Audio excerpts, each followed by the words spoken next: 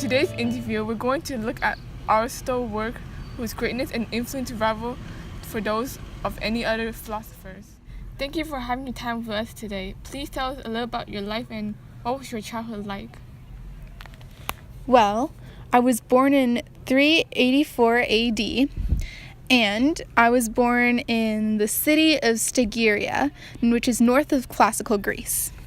I have a wide variety of interests.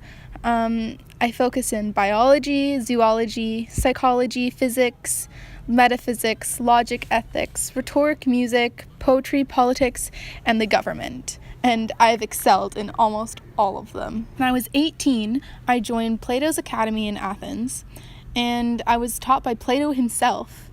I learned so much from that great philosopher, but by the time I was 37, he died, and I ended up leaving Athens. I then tutored Alexander the Great around 343 BC, and it was such an exceptional student. I loved every moment of it. That sounds amazing. Please do tell us more. What was it like to teach Alexander the Great? Well, teaching Alexander the Great was he was such a promising student. One of his favorite subjects was psychology, and I found out later that was so he could find the most important battle tactics to get to achieve all the things he achieved. So what was your most proudest achievement you had accomplished in your life? Well, the first achievement that comes to my mind, which I am most proud of, is the theory of the soul.